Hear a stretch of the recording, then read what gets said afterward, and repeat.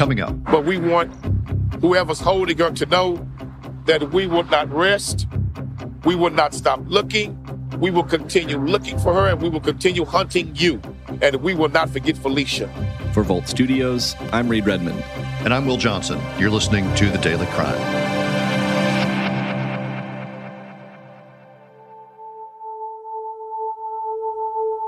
Murder charges have been filed in connection with a bizarre mystery at sea. Nathan Carman, the man accused of killing his mother during a fishing trip and his grandfather to gain inheritance money, has been arrested on murder charges.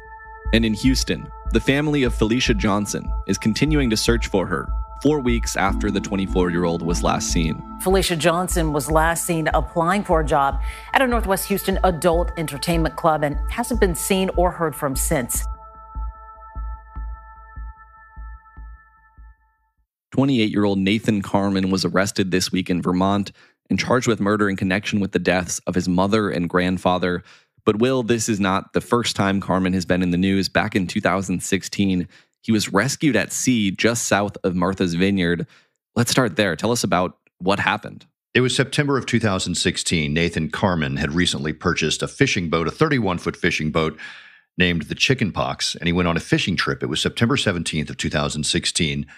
And he set sail with his 54-year-old mother, Linda Carman. As it turned out, the fishing boat sank off of Long Island the very next day. And it would be 8 days later that a passing freighter found Nathan Carman in a life raft drifting off of Martha's Vineyard. Here's reporting back in 2016 from John Charlton at Fox 61 in Hartford with more on that rescue at sea. Off the coast of New England, about 100 nautical miles from Martha's Vineyard, the captain of the Chinese freighter, the Orient Lucky, just drifting and exchanging his ballast water, was preparing to sail to the port of Boston from Providence, Rhode Island. That's when a crew member spotted the orange of a life raft. When they spotted him, he was yelling and waving his hands. Lost at sea, but then found September 25th, he was Nathan Carman. They had thrown him a life ring with a rope attached to it, so he was into the water for a certain amount of time. The Middletown native and his mother went missing exactly a week before after their fishing boat sank. He just said it started to take water and it sank. It's the same story the Coast Guard says Carman gave them after the rescue. The Orient Lucky is now docked at Port St. John, New Brunswick, Canada, where port agent Tom O'Reilly relayed the observations the ship's captain, Zhao Hengdong, made of Carman, as well as what they could communicate to each other considering the language barrier. He looked in normal condition. He had a little bit of time walking up the gangway. The captain said his legs were shaky, likely because of being confined to a life raft, as Carman claims, for 8 days. He asked if the captain had spotted his mother. Carman's mother, Linda Carman, is presumed dead. Her son spent a couple days or so with the crew. The captain just said his mood was, he was very sad that he had indeed lost his mother, and other than that, that was about it. He's kind of walking around with his head down. Carman, the captain said, left him a thank you letter because, after all, being out in the middle of the ocean, it's fitting the Orient Lucky came to the rescue. I'd say he was probably very lucky. Just happened to be somebody going by. So as we mentioned, this was back in 2016. It's the following year that Carman's aunts would file a civil suit against him connected to the death of his grandfather a few years earlier. Tell us about that. Right. So they filed a civil suit in 2017, something called a Slayer action against their nephew, Nathan Carman, saying he was responsible for the shooting death of their father and his grandfather, 87-year-old John Chocolos, a wealthy real estate developer with holdings in New Hampshire and a $47 million estate. Again, here's Fox 61 with more on that civil action. It's an action to prevent a killer from profiting by his crime. Their attorney, Dan Small, spoke with Fox 61 over Skype. He explained the family does not take this action lightly. This has been a very difficult and painful process for the family. This was not an easy decision to come to, but the family believes very strongly that this is the right thing to do, and it's what their father and their sister would want them to do. As is, Nathan stands to inherit millions from his grandfather's estate, money that would have gone to his mother, Linda Carman, if not for a fishing trip back in September. Nathan was rescued at sea. Linda was never seen again. The lawsuit claims if no action is taken, Nathan will be, quote, unjustly enriched. The sisters are not looking for money. In fact, they have pledged that if, as a result of this case, they receive any money individually, that money will go either to the expenses of the investigation or to charity. They have no interest in profiting from this crime. The suit asks for Nathan to be declared the murderer in his grandfather's death. There are a lot of questions. There's a lot of very disturbing evidence here. Laying out the evidence pointing to Nathan in both his mother's disappearance and the shooting that left his grandfather dead. Nathan denies any wrongdoing and is not currently facing any charges. This civil case is completely separate from any police investigation and does not require a criminal conviction. There are, in this case, too many questions without answers and too many answers without justice, and that's what we're seeking, is justice. Now, following the murder of his grandfather, Nathan Carman reportedly inherited over $500,000, but then spent most of that money. It would be the following year, April of 2018, that civil case finally went to court. It was a legal battle that then stretched on for years. Nathan Carman, in fact, represented himself in that civil case after firing his attorneys. The bottom line is I have no idea who killed my grandfather. I know that I did not. 87-year-old John Chakalos was murdered at his Windsor home in 2013. Nathan's mother, Linda Carman, is believed to be lost at sea. I can understand how difficult it's been for all of us having to deal with the death of my grandfather. It's been extremely difficult for me. The loss of my mom has been extremely difficult for me, so I can sympathize with petitioners in that respect. A judge in Concord, New Hampshire, ultimately dismissed the legal action from Nathan Carman's aunts, saying his grandfather wasn't a resident of New Hampshire and it couldn't go forward in that state. And then in 2019, November of 2019, Nathan Carman lost an insurance claim he had made in connection with the 2016 sinking of his boat, the Chickenpox. The U.S. District Judge at the time issued a written decision in favor of an insurance company that was refusing to pay an $85,000 claim to Carman for the loss of that boat. The National Liability and Fire Insurance Company and a marine insurer said at the time that Carman made, quote, incomplete, improper, and faulty repairs to the vessel on the day before it sank, and that he knew the vessel was, quote, unseaworthy. That brings us up to the latest news here. As I mentioned at the top, just this week, Nathan Carman was arrested. Right. So Nathan Carman was arrested on murder charges just this week by the U.S. Attorney's Office for the District of Vermont.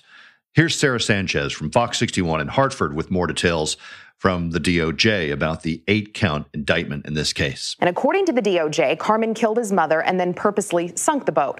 An unsealed indictment alleges 3 years before his mother's death, Carman shot and killed his grandfather, John Chakalos, at his home in Windsor. Now, this unsealed indictment lays out an alleged scheme that Nathan Carman was going to collect money and property. He's also accused of trying to defraud the insurance company after he sank it. Ultimately, he could face life in prison, plus 30 years for each fraud charge. Nathan Carman has pled not guilty.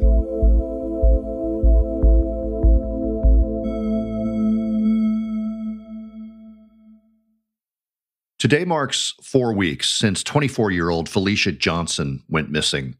Reed, tell us about her disappearance. Yeah, Will, as you mentioned, Felicia Johnson is 24 years old, and she's from San Diego, actually, but she went missing while visiting Houston. According to her father, she came to Houston on April 13th with plans to celebrate her birthday there and look for work while she was in town. It's 2 days later, so on April 15th, he says she went to an adult entertainment club called Cover Girls to apply for a job. Quanell X, a community activist who is assisting the family in their search efforts, said Felicia didn't end up getting the job, and after she was turned down, she was going to call an Uber, but the Uber was running late, so she ended up getting into a car with an unknown man, and that's the last time she was seen, according to her family. Here's Quanell X talking about Felicia's disappearance at a press conference outside the nightclub on April 20th, 5 days after Felicia was last seen. She came here, stayed for a minute, for a little while. She called the Uber. Uber was taking too long to really get here. So a gentleman here at the club offered to give her a ride to where she needed to go. Felicia has not been seen since. No cell phone activity, no credit card activity, no social media activity. She has absolutely just vanished off the face of the earth. He also said during that press conference that the family believed Felicia was the victim of foul play, but that they believe she may still be alive. We believe that she is the victim of foul play. We believe that she's being held against her will. We believe that she, hopefully by God's grace, is still alive. But we want whoever's holding her to know that we will not rest. We will not stop looking. We will continue looking for her, and we will continue hunting you.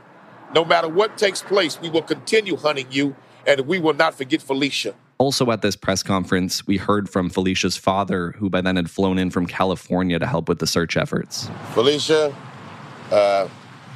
we miss you. All the families, you're in all of our prayers. I'm trying to hold myself together and staying strong for the family and for you.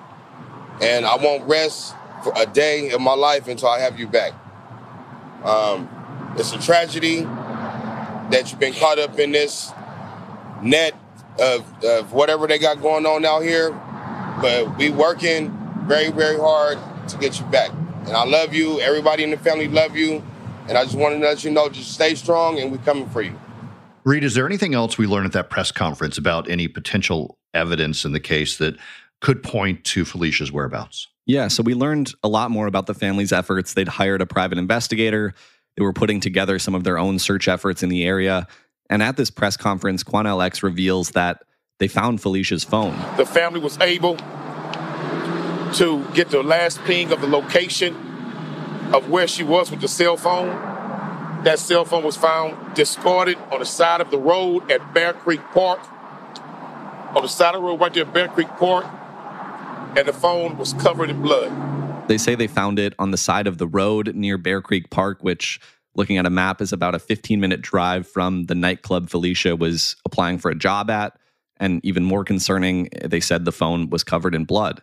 We know that a search and rescue organization called Texas EcuSearch, which has worked on a handful of other cases we've covered in the past on this podcast, we know they've been involved with the search efforts, and they were out searching the area around Bear Creek Park where the family says they found the phone.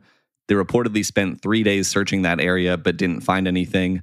Police also reportedly brought cadaver dogs out to that area but also didn't find anything. And the family, through Quanell X, has said they thought police could have and should have acted more quickly in this case, particularly after the discovery of the cell phone. We believe this young woman is the victim of foul play. She's been kidnapped and that she's being held against her will. And law enforcement needs to do a better job of taking this case a lot more serious than they have. Once we found that cell phone covered in blood, law enforcement still took their time getting involved with the family. And then we were able to speak with law enforcement, myself in particular. Then it began to make some moves and get busy. And what about security footage? Do we know if any cameras at the nightclub would have captured Felicia Johnson or the unknown person whose car the family says she got into?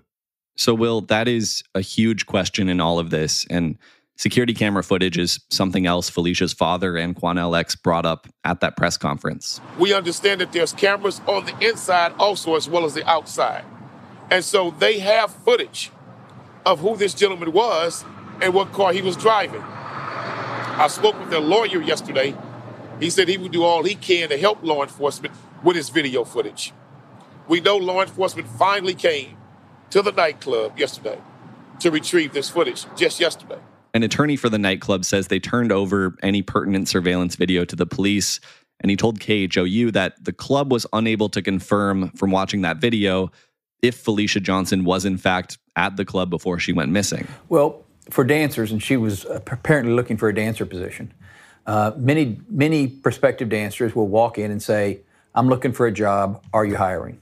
And we may be hiring at that point, we may not be. If we're not hiring, we say respectfully, we're not hiring right now, perhaps you'd like to come back at a later date, and that's the end of the conversation. If, on the other hand, we are interviewing and discussing with a potential dancer that she would like to work there, there is paperwork for her to fill out and what we call a dancer packet that's full of information. they sign it, they execute it, and they can go to work. But that did not happen with Miss Johnson. She did not fill out any paperwork. But again, she didn't fill out any paperwork. She may have walked in, may have not, but you can't confirm that she walked in. That's correct. Does that mean, again, forgive me, I just want to make sure I'm correct, does that mean that you've reviewed the surveillance video from inside the club and she's not on the video? No, ma'am. It confirms that I have looked at the surveillance video. I have not identified Miss Johnson on that video. I cannot categorically say that she was or that she was not in that club. I would tend to think that she wasn't. I've done an extensive investigation to try to find out and get to the bottom of what happened. Because quite frankly, I can understand the stress and the worry and the anxiety that the Johnson family is under. We'd like to find her more than anybody. But I don't know that she ever was at that club. So again, the attorney said he's viewed the relevant footage, but he says he can't reveal what exactly it shows. I'm not at liberty to disclose what was on those videos. If the police department wants to disclose what's on those videos, they're more than welcome to. But I can tell you this, that in my opinion, the Houston Police Department is doing a thorough investigation into this. Now, around that same time, the family of Felicia Johnson was saying they hadn't been shown the security camera footage and they wanted to see it, to see what it actually shows. And more broadly, they were saying that they were still not happy with the way the case was being handled. Felicia's father says he is working with the Houston Police Department, but says he is yet to see the surveillance video investigators recovered from the nightclub. I have a lot of questions and no answers, and it's been 2 weeks, and this is beyond a travesty with this law enforcement department. You know, this is his workers, his people. He's in charge of them. This is a travesty. So apart from the investigation into her disappearance, what else do we know about Felicia Johnson? Who is she? I'll let some clips from her loved ones speak to that. We've heard her father talk a bit about who Felicia was as a person. Here's a clip of him talking about Felicia. She's a beautiful, loving person, just like my mom, rest in peace. She's like her twin. Very good heart. You give anybody the shirt off her back. Just a sweet person and an intelligent young lady. And I just very good with hair and makeup, like a model. You know, it's like, I don't see why anybody would want to hurt her. That she was very, very sweet. Just my oldest daughter, and just, the love of my life. And I just want her back. Our partner station, KHOU in Houston, has also been in touch with a friend of Felicia's back in California. And she also talked about the kind of person Felicia is. She's great. She's incredibly funny. She's witty. She's smart. Felicia's friend from San Diego speaking with us via Zoom, asking to keep her identity anonymous given the ongoing investigation. It's just a little scary. Shedding light on the person behind the photos. Not a lot of people, other than her family, has said anything about her. And I feel like people need to know, who she is as a person. And finally, Reed, what's the latest on the search efforts? And is there a reward available in this case? Well, just a week ago, KHOU talked to Felicia's father again. He's still in the Houston area, and he said he'd just met with police and that they said that things were moving in the right direction, but he couldn't share more details because the investigation is ongoing. One other detail we do know about the case is that the FBI is now assisting with the investigation. And to answer your second question, there is a reward available. Crime Stoppers has announced a $5,000 reward for information that could lead to the whereabouts of Felicia. And for anyone with information, they can be reached at 713-222-8477, and you can remain anonymous. All right, Reed, thanks for bringing us that story, and also our thanks to partner stations Fox 61 in Hartford, Connecticut, and KHOU in Texas. Along with Reed Redmond, I'm Will Johnson for The Daily Crime.